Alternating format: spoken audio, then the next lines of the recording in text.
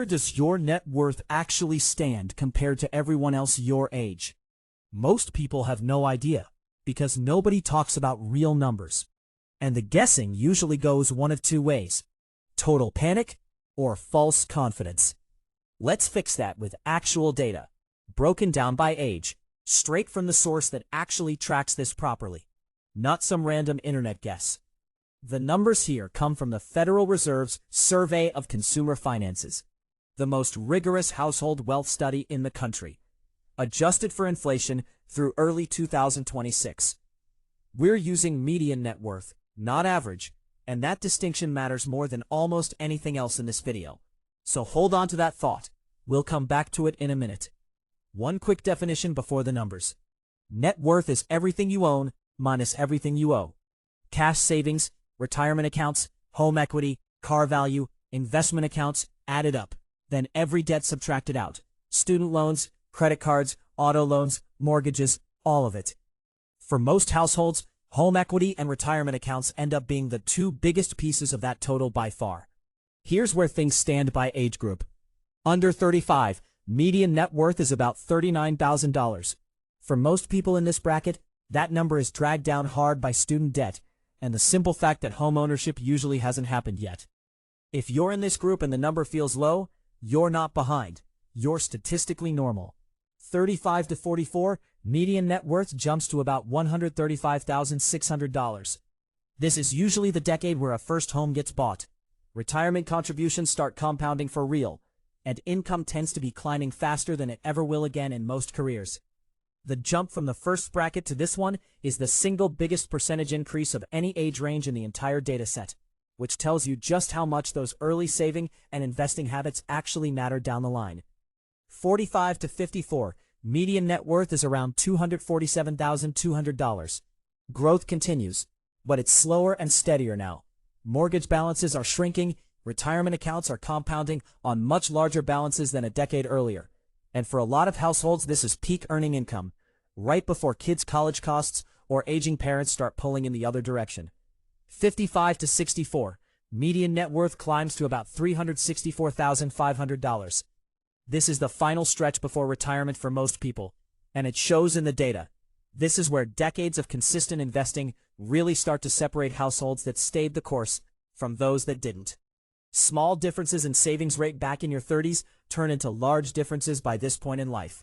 Median net worth peaks at roughly $409,900, the highest point on the entire curve. Homes are often paid off completely by now. Retirement accounts are at their largest balance of a lifetime. And for many households in this range, Social Security hasn't fully replaced the need to draw down savings yet, so the balance is still sitting near its high point. 75 and up, median net worth actually drops to about $335,600. This isn't a warning sign. It's retirement doing exactly what it's designed to do, drawing down decades of savings to cover living expenses after the paycheck stopped coming in. A falling number in this bracket usually means the plan is working as intended, not failing. Now, back to that median versus average distinction, because it changes everything about how you should read numbers like this.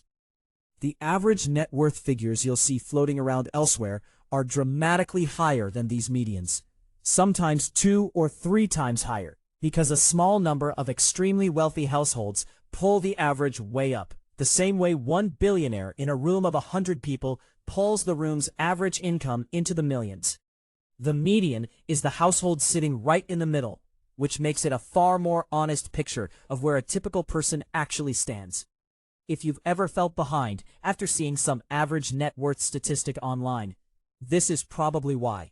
You were being silently compared to a number that barely represents anyone at all. So what do you actually do with this information? 3 things.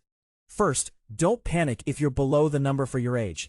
These are medians, which means by definition, half of all households are below every single one of these figures. That's simply how a median works. It's not a passing grade you failed. Second, don't get comfortable if you're above it either. These numbers reflect a fairly widespread retirement savings shortfall across the country, as much as they reflect individual success. Being above the median doesn't automatically mean you're actually on track for the retirement you want. Third, and this is the most useful one, track your own number over time. instead of constantly comparing it to anyone else's. The trend line of your own net worth, quarter over quarter, year over year, tells you far more about your real financial trajectory than any single comparison to a national statistic ever could. Worth mentioning too, these are national figures, and cost of living varies enormously by location. A household in a major coastal city is often working with a completely different cost base and income level than one in a smaller inland town.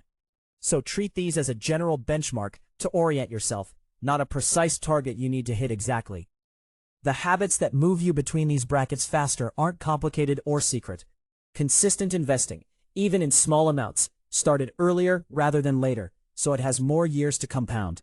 Paying down high-interest debt before it compounds against you instead of for you. Building home equity steadily instead of treating a house purely as an expense. And avoiding lifestyle creep that quietly eats every raise before it ever gets the chance to turn into savings or investments. This video is for educational purposes only, not personalized financial advice. Net worth is one number in a much bigger financial picture, and it doesn't capture income stability, health, family circumstances, or plenty of other things that matter just as much to an actual quality of life. Where do you land compared to your age bracket? Let me know in the comments, and I'll see you in the next video.